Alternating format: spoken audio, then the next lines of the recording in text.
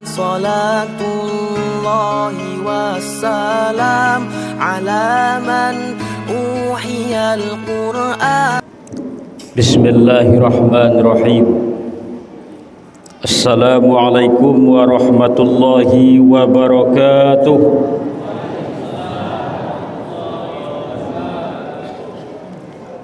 Alhamdulillahi rabbil alamin wal aqibatu lil muttaqin wala udwana illa 'alal zalimin.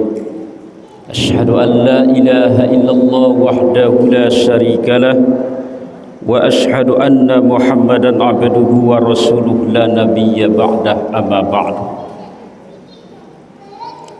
Yang sama-sama kita hormati Bapak Camat, kemudian para imam, para pengurus masjid, kemudian alim ulama, cerdik pandai, pemuka masyarakat, bapak-bapak dan ibu-ibu kaum muslimin dan muslimat yang saya muliakan. Pertama sekali puji dan syukur mari sama-sama kita sampaikan ke hadirat Allah Subhanahu wa taala. Atas izinnya jualah kita dapat berjumpa pada malam hari ini untuk tujuan yang sama, yaitu membuktikan kecintaan kita kepada baginda Rasulullah SAW dengan memperingati maulid Nabi besar kita Muhammad SAW. Selawat dan salam kita sampaikan pula buat Nabi besar kita Muhammad SAW. Allahumma salli wa sallim ala Sayyidina Muhammad wa ala ali Muhammad. Sebelum kita meneruskan kajian kita tentang maulid Nabi, mari kita berselawat kepada beliau terlebih dahulu. Mudah-mudahan kita semua mendapatkan syafaat dari beliau di yaumil mahsyar kelak. Sallallahu ala Muhammad, sallallahu alaihi wasallam, sallallahu ala Muhammad, sallallahu alaihi wasallam. Ya Nabi salam alaika, ya Rasul salam alaika, ya Habibi salam alaika, salawatullah alaika, ya Nabi salam alaika, ya Rasul salam alaika, ya Habibi salam alaika, salawatullah alaika. Allahumma salli wa yusallim wa yubarik alaih. Bapak Ibu kaum muslimin dan muslimat yang saya hormati, apa tujuan kita memperingati maulid Nabi ini? Setiap tahun kita memperingati maulid Nabi. Sebenarnya apa yang kita peroleh dari maulid Nabi ini?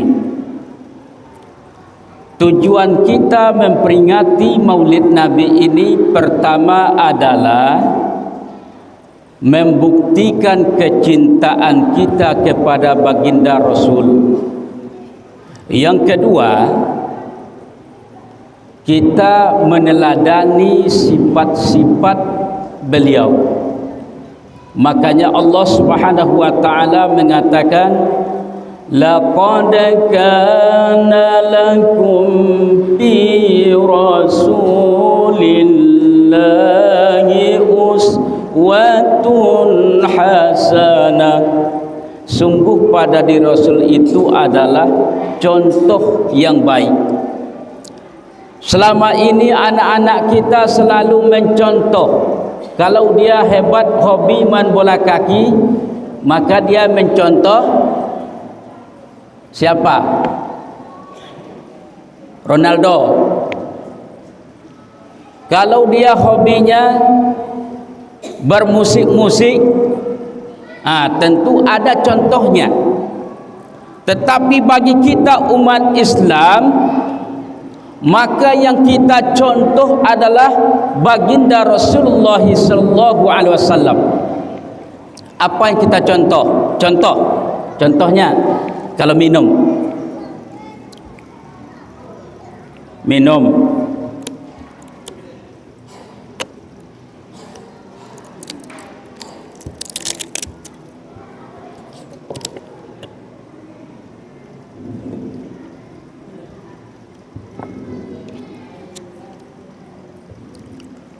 Rasulullah mengajarkan kita minum dengan tangan kanan. Jadi kalau laju yang minum dengan tangan kiri, aku nemu contoh Nabi keliru. Ya, Rasulullah itu menyuruh kita makan dengan tangan kanan, minum dengan tangan kanan. Fa inna syaitana ya'kulu bisimalihi wa yasrabu bisimalihi. Bahwasanya setan itu minum dengan tangan kiri dan makan dengan tangan kiri. Itu hal yang simpel, yang mudah, tapi itu jangan kita lakukan. Kalau makan dengan minum dengan tangan kiri, maka setan akan ikut campur ke dalam minuman kita. Maka anjuran Rasulullah apa? Minum dengan tangan kanan. Kalau Rasulullah minum, bismillahirrahmanirrahim, sekali, dua kali, tiga kali, letaknya betul. Tapi itu tiba awak sebotol aqua habis sadunya. Ya, makanya anjuran Rasulullah kenapa ini? Sekali, dua kali, tiga kali, supaya lambung kita itu secara kedokteran, supaya lambung kita ini tidak terkejut.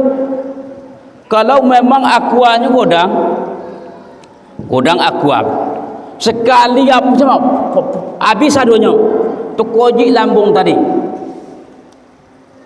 Makanya apa yang diajarkan oleh baginda Rasul itu adalah untuk kemaslahatan manusia itu sendiri.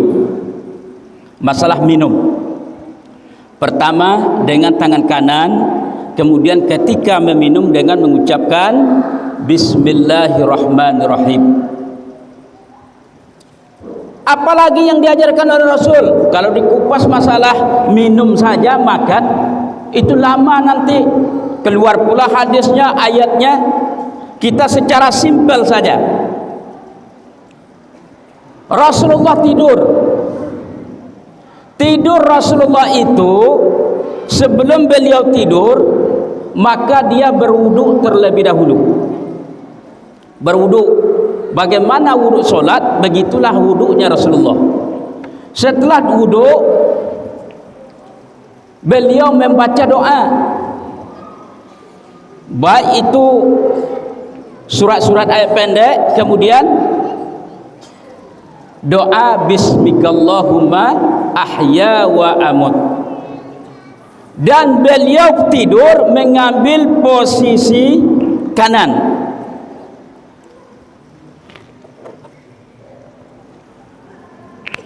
Ceramah biasa nak togak lepas. Tidur mengambil posisi kanan. Telapak tangan ini dibuat di atas bantal menghadap ke kanan. Jadi bapak itu cara Ustaz kalau tidur sebelah kiri, Beko lah soba sebelah kanan, mulai di sebelah kanan dulu. Olah capek sebelah kanan ko, olah tidur mado ada sebelah kiri tak jadi masalah. Tapi sangat disunnahkan itu sebelah kanan dulu. Kenapa? Karena sebelah sini agak kosong. Jangan sebelah kiri adalah jantung. Jangan sampai terhimpit jantung kita. Makanya Nabi mengambil posisi sebelah kanan. Kalau lah tidur awak posisi kiri kanan tak jadi masalah, tetapi memulai tidur dengan sebelah kanan.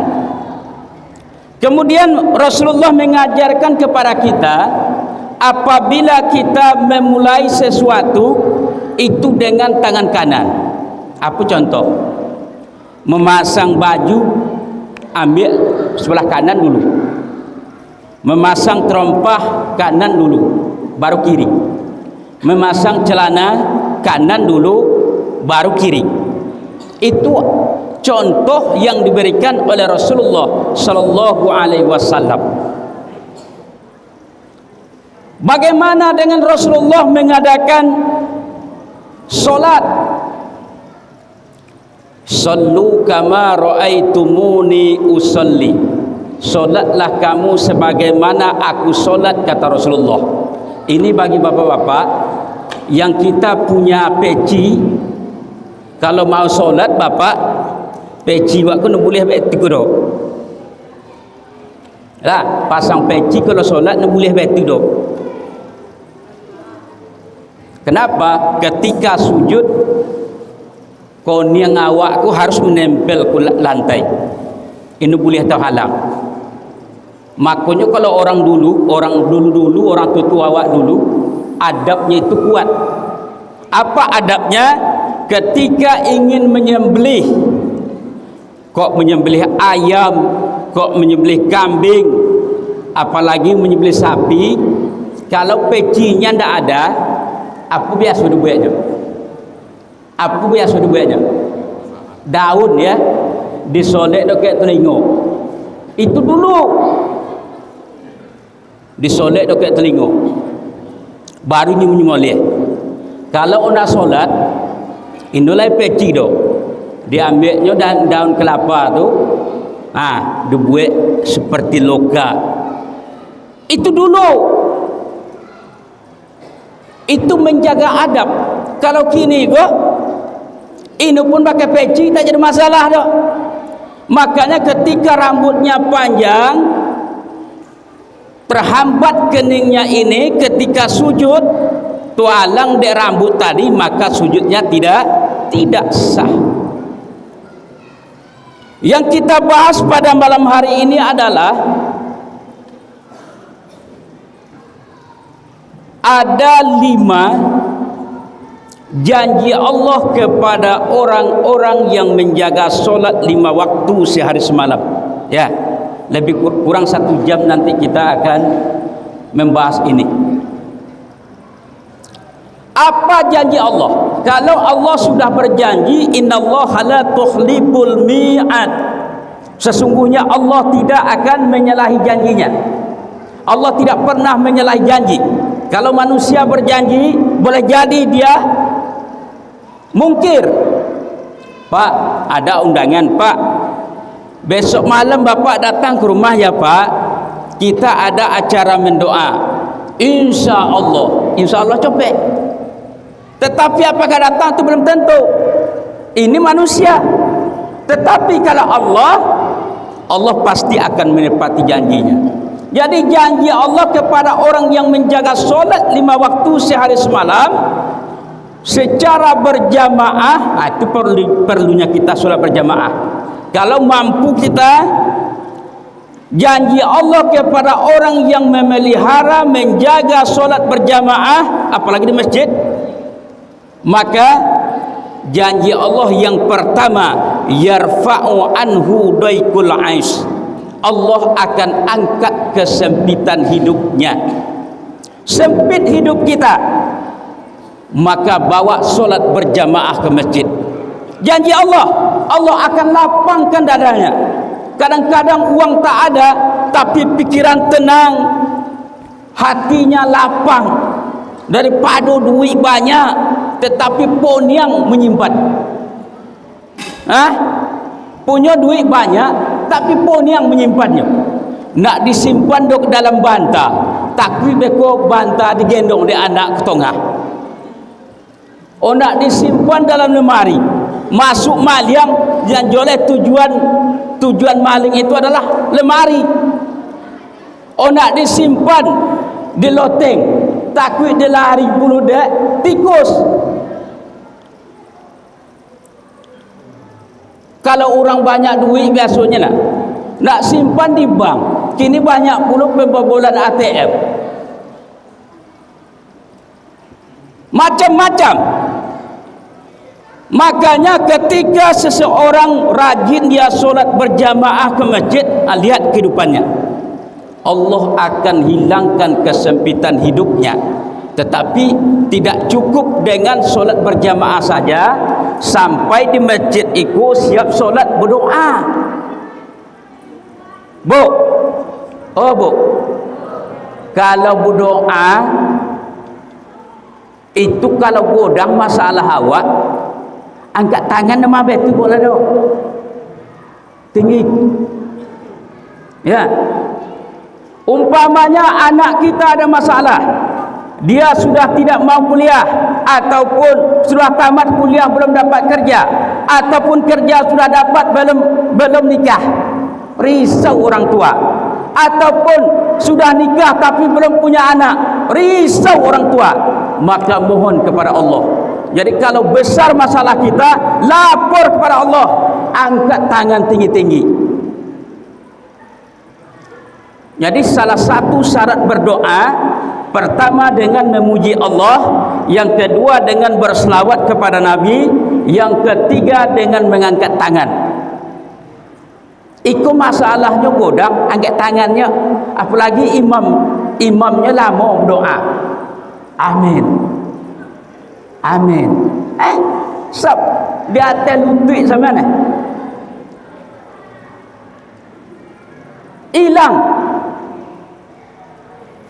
Makanya orang yang berdoa angkat tangan, sebagaimana yang dicontohkan oleh baginda Rasul ketika perang Badar. Jumlah kaum muslimin pada waktu itu 313 orang. Sementara kaum musyrikin pada waktu itu 1.300 orang. Kalau seandainya adu kekuatan, maka orang muslim akan kalah pada perang Badar. Dalam sejarah perang Badar inilah perang yang paling besar dalam Islam. Maka ketika itu melihat pasukan musyrikin lebih banyak dari kaum muslimin, Rasulullah berdoa. Kalau bahasa awaknya doanya apa? Ya Allah, kalau seandainya kami kalah pada peperangan ini, maka tamatlah riwayat Islam pada hari ini. Karena berkat doa seorang Nabi, Allah kirim pasukan dari tentara malaikat. Yang musuh nampak dia antara kaum muslimin yang jumlah 313 orang, banyak malaikat. Tetapi orang musyrik, orang muslim tidak nampak dia malaikat yang ada di sampingnya. Oleh musuh, woi, ramai orang kok, pasti awak kalah. Akhirnya terjadilah peperangan. Kalau malaikat dilawat, ini tolong, malaikat kan nampak. Ketika orang apa tekek ni balu kan, siapa lekut? Sagu melakang numpang disipak mulai ikut kan, ini nampak dok. Akhirnya menang pasukan Rasulullah. Ketika Rasulullah pulang dari perang Badar, rupanya kaum muslimat, para istri-istri para mujahid yang tinggal di negeri itu, yang tidak ikut perang, mereka sudah menyambut pasukan Rasulullah dengan berselawat Badar, tola'al badaru alaina. Itu temakunya, di situ telah mulainya rebana tadi. tapi lagunya rebana tu dah. Ketika menyambut pasukan Rasulullah, maka mereka pakai rebana, Tola'al badaru alaina min saniyatil wada. Itu lagunya, tapi digendang dengan rebana. Kalau awak kini ikut gondang you, tapi lagunya ya Rabbana ya Rabbana. Itu lagu zaman kininya tanya. Yang dulunya itu lagunya Tola'al badaru alaina. Mereka gembira menyambut pasukan Rasulullah sallallahu alaihi wasallam. Jadi kalau ingin hidup kita, pikiran kita, hati kita tenang, maka bawalah ramai-ramai datang ke masjid. Bawa orang rumah awak, bawa anak-anak awak. Lain orang punya buat gini pak, di pasir betulnya. Ini bolehlah perempuan datang ke masjid dok. Nyenyo kan? Kebetulan ustaz go ceramahnya di Tomfek, aku tinggal. Lah siap inyo ceramah, ibu-ibu pun mau datang ke masjid lah. Bapa ajak lah 1 minggu berjalan. Bapa ajak 3 nombor ibu-ibu bapa. Akhirnya ustaz ko tadi habis solat maghrib, kami duduk-duduk sambil gudang-gudang di masjid. Bapunya ustaz tadi, sebenarnya ustaz nyenyo sampai ku aku kan, perempuan itu lebih baik solatnya di rumah daripada di masjid. Oh, jadi ustaz yang ceramah di siku petang. Tanya di masjid kok, yo yang ibu-ibu, pantaslah ibu-ibu kono nak datang ke masjid lah. Ustaz tahu hadis itu ketika Rasulullah sembunyi-sembunyi menyampaikan syiar Islam, maka wanita lebih baik solat di rumah. Jangankan di rumah, lebih baik di dalam kamarnya pula daripada ke masjid. Apabila wanita waktu itu datang ke masjid, itu diganggu, diikuti dari belakang. Jadi kalau ibu, kalau zaman potang, kalau poi ke masjid, datang orang mengganggu, mengikut dari belakang, muntah-intip.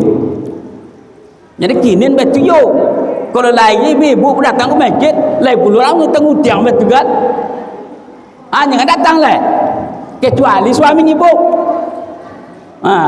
Kalau suami mengikut dari belakang, jadi masalah dah. Tapi kalau ada orang mengganggu, maka lebih baik di rumah daripada di masjid. Akhirnya saya ceramah pula di tempat itu lagi. Ustaz yang potang tu lah lain alirannya, sehingga tidak melihat dia asbabul wurud daripada hadis tersebut. Maka mulai dari sekarang ibu-ibu ramai lagi ke masjid. Maku ramailah ibu-ibu balik ke masjid. Ibu-ibu kadang-kadang kan inyo mau ustaz nak menyampaikannya, mau ustaz je nyo. Cuman kadang-kadang ustaz ini dia tidak membaca asbabul wurud hadisnya. Kalau ayat Quran asbabun nuzul, sebab-sebab turunnya ayat. Kalau hadis asbabul wurud, sebab-sebab turunnya hadis, munculnya hadis. Ini yang pertama. Kalau ingin dimudahkan urusan kita, maka rajinlah solat berjamaah di masjid. Yang kedua, yarfa'u anhu azabil qabri, diangkat, dibebaskan daripadanya siksa kubur. Jadi orang yang rajin solat berjamaah di masjid, meninggal dia, sampai dia meninggal dia rutin solat di masjid, maka besok ketika dia dimasukkan ke dalam kubur, maka dia terbebas dari siksa kubur. Apa itu siksa kubur? Suatu hari sahabat bertanya kepada baginda Rasul, "Ya Rasulullah, apakah benar adanya siksa kubur?" Dijawab oleh Nabi, benar bahwa siksa kubur itu pasti ada.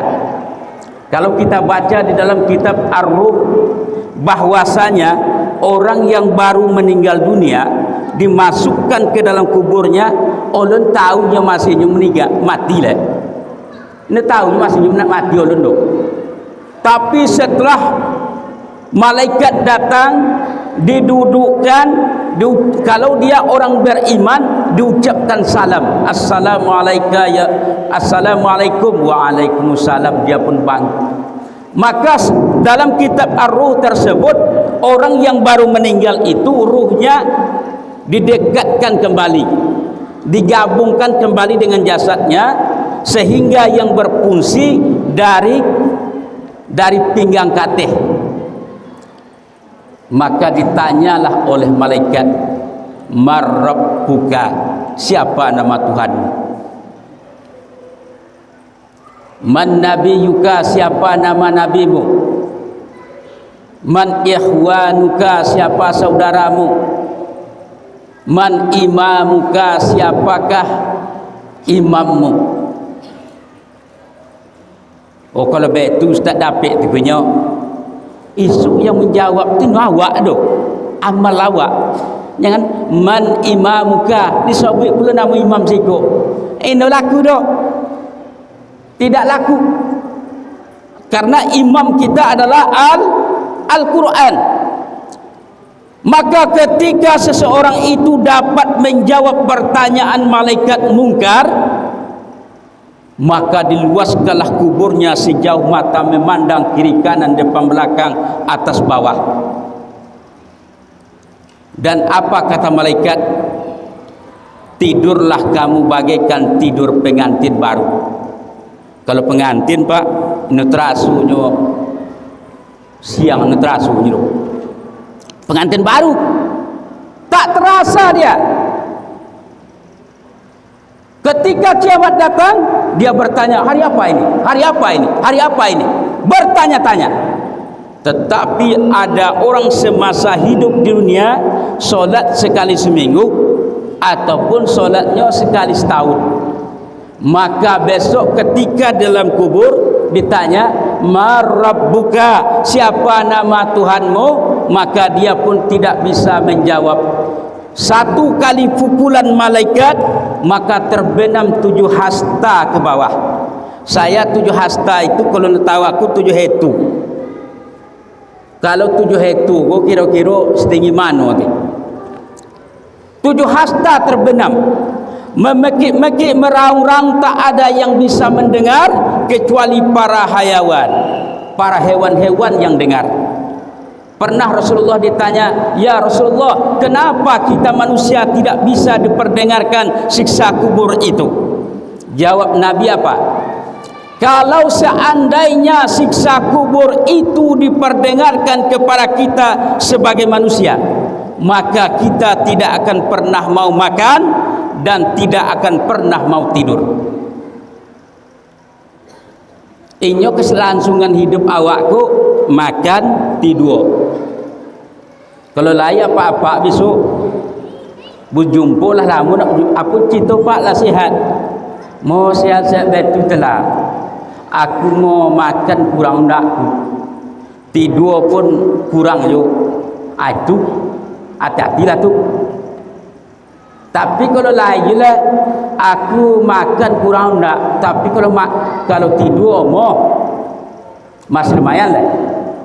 Atau aku tidur normal tapi makan banyak, masih lumayan lah. Tapi kalau bergabung dua kita tadi, ino mau makan, ino mau tidur, maka copek-copek bawa rumah sakit, diimpus. Karena impus itu adalah ganti makanan. Terasa oleh kita, semakin bertambahnya umur, semakin ada yang penyakit.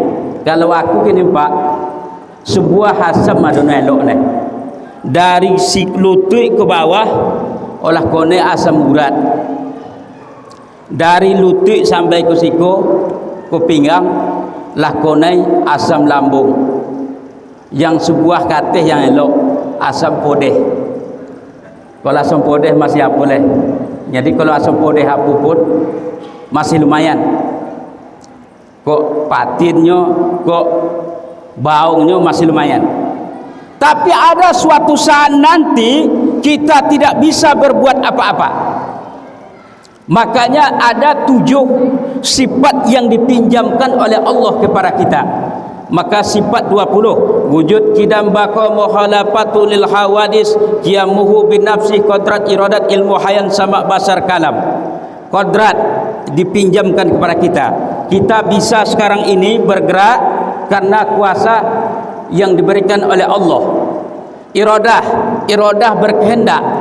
Bapak ibu mau punya rumah, mau punya mobil, ada keinginan, itu adalah dipinjamkan oleh Allah Subhanahu wa taala. Suatu saat ketika terbaring sakit, lemah, tidak bisa, jangankan berdiri, duduk pun didudukkan oleh orang, maka kodrat mulai dicabut oleh Allah Subhanahu wa taala.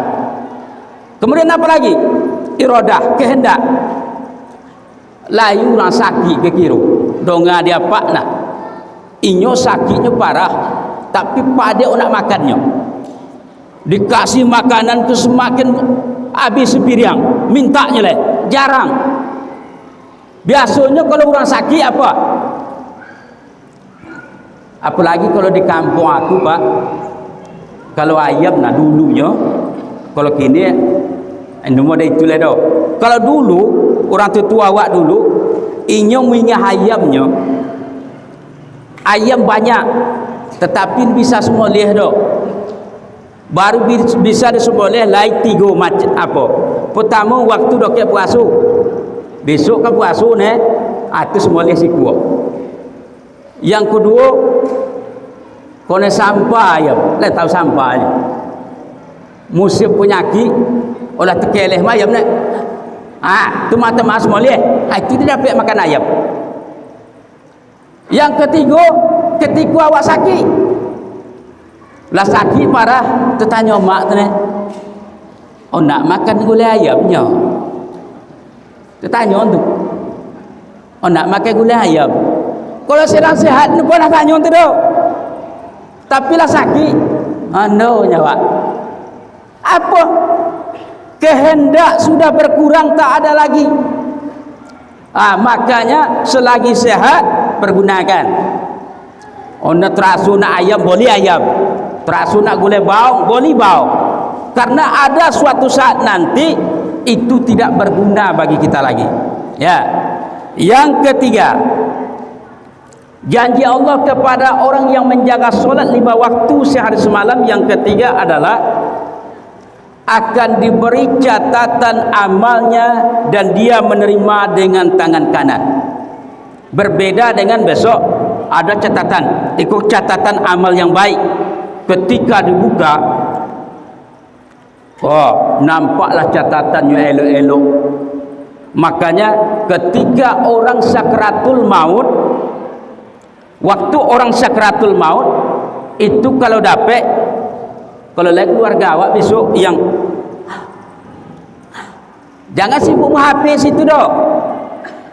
Tugas kita apa? Kalau nak menghapis keluar, ada satu orang keluarga yang mendampingi orang yang sakratul maut ini. Apa tugas? Ketika napihnya ini sadar le dong, tidak sadar, maka ajari dia la ilaha illallah, ajarkannya. Biasanya orang yang mau meninggal itu mulutnya kok terbuka mulutnya. Jadi kalau kita ajarkan, nampak nanti lidahnya bergerak. Kalau sudah bergerak lidahnya, hentikan. Tapi jangan ada yang ribut di situ. Iko beko copek na bang siko, tu rekam dia. Copek na bang siko. Makanya ucapan yang terakhir, apabila ucapan terakhir bagi orang yang mau meninggal, kalimat la ilaha illallah, dakhulal jannah, masuk surga. Itu tugas kita. Tapi tengok dulu, kalau dia ini sadar ledo olah sakratul maut lah. Tapi kalau sosak-sosak betunya, ini sadarnya. Datang awak, la ilaha apalah abang go. Bang kira aku nak mati. Ya, kadang berang juga awak. Ini tugas kita. Setelah dia meninggal menghembuskan, makanya orang yang mau meninggal itu diperlihatkan buku catatan amalnya. Nampak, makanya ada kalau lain orang senyum besok nak poinnya, itulah dinampakkan tempatnya di surga atau neraka. Kalau nampaknya surga itu kan senyumnya. Saya teringat dengan almarhum Ustadz Tengku Zulkarnain. Ketika jenazahnya dimandikan, saya melihat ada senyum di bibirnya. Itu bisa dibuat-buat itu doh. Sebab awak dalam waktu sakaratul maut itu di luar kesadaran. Maka nampak senyumnya. Kita lihat pula siapa? Arifin Ilham, Kiai Haji Arifin Ilham. Ketika sakaratul mautnya dan setelah dia meninggal, orang memandikan, itu nampak di bibirnya ini senyum. Senyum kenapa? Karena sudah dinampakkan tempatnya yang baik sehingga datanglah senyumnya. Tetapi sebaliknya, ketika sakaratul maut, nampak hitam legam di wajahnya, ketakutan, membiru, maka itu petanda bahawa dia telah nampak tempatnya yang tidak baik. Maka ketika napasnya naik, langsung dicabut oleh malaikat, maka biru. Maka kalau ingin awak waktu sakaratul maut itu dilunakkan oleh Allah, pertama amalan solat 5 waktu jangan tinggal. Yang kedua, amalannya selalu membaca surat Tabarakalladzi biyadihil mulk wa huwa ala kulli syai'in qadir. Surat Al-Mulk itu untuk memudahkan kita waktu sakaratul maut. Ketika Rasulullah waktu sakaratul maut, ya, sampai jam berapa? Jam 10.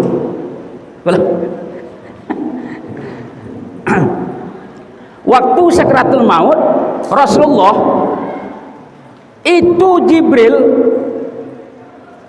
memalingkan wajahnya, dipaling oleh Jibril wajahnya, sehingga Rasulullah berkata, Jibril, kenapa engkau palingkan wajahmu? Maka apa jawab Jibril? Kenapa saya tidak memalingkan melihat kekasih Allah dalam sakaratul maut dalam keadaan wajah sudah membiru? Tapi membiru itu bukan berarti dia banyak dosa. Membiru tadi karena begitu sakitnya sakaratul maut. Padahal Rasulullah orang yang paling ringan pencabutannya seluruh manusia di bumi ini adalah baginda Rasulullah sallallahu alaihi wasallam. Makanya banyak amal yang harus kita persiapkan. Selanjutnya yang keempat adalah wa yamurru ala siratil kalbar. Orang yang menjaga solat berjamaah itu nanti ketika dia lewat di sirat, jembatan sirat bagaikan kilat yang menyambar. Jembatan sirat yang di bawah kobaran api, ketikanya sampai. Karena waktu itu ada yang seperti berjalan kaki, ada yang merangkak, ada yang dadanya yang berjalan, macam-macam keadaan manusia. Maka orang yang menjaga solat 5 waktu secara berjamaah, dia bagaikan kilat yang menyambar. Yang kelima, yang terakhir, wa yadkhulul jannata bighairi hisab. Orang yang menjaga solat 5 waktu, dia akan masuk ke dalam surga tanpa hisab, tanpa perhitungan. Tidak ada. Kalau umpamanya bapak ibu pergi ke pasir atau ke ujung batu, ada razia, ketika ini dia ambil ledo, ke polisi maksudnya suruh minggir, ikut no, elok lewat samyang. Tidak ditanya-tanya. Kenapa? Karena dia sudah banyak persiapannya, karena dia melaksanakan solat rutin setiap waktu di masjid secara berjamaah. Maka ada 5 amalan ibu-ibu dengarkan sekilas saja saya sampaikan. Amalan harian pertama, perbanyak istighfar setiap hari minimal 100 kali dalam sehari. Astagfirullahaladzim, astagfirullahaladzim, 100 kali. Yang kedua, perbanyak selawat kepada Nabi 100 kali minimal satu hari. Sampai kapan? Sampai kita meninggal dunia. Yang ketiga, selalu tahlil. Makanya kalau dapat waktu subuh, waktu maghrib ada tahlil 100 putaran, 100 kali. Secara otomatis kita sudah mengucapkan la ilaha illallah, la ilaha illallah. Tapi topik kan kadang orang lain la ilaha illallah, la ilaha illallah, kena topik terus. La ilaha illallah, la ilaha, hanya tetap harus ada la ilaha illallah. Baru nanti tahu ibu bapak ibu kok berkesannya besok la ilaha illallah tu ketika poi berjalan lantak tu sifat batu atau apa bercari atau apa lah. Tapi kalau Allah berarti sudah spontan, kita sudah mendarah daging la ilaha illallah di tubuh kita. Tetapi ketika awak jatuh lantak bercari-cari odon tu lah. Kenapa begitu? Karena kadang-kadang maut itu menebaknya nyabui itu. Tiba-tiba ketika datang Allah, kita sudah sama dengan mengucapkan la ilaha illallah. Yang keempat, amalan harian subhanallah wa bihamdihi subhanallahil azim, subhanallah wa bihamdihi subhanallahil azim. Rutinkan 100 kali setiap hari. Untuk apa gunanya? Untuk memberatkan timbangan amal pada hari kiamat nanti. Mudah diucapkan di bibir, mudah diucapkan, tetapi berat pada timbangan. Inilah kalimatnya subhanallah wa bihamdihi subhanallahil azim.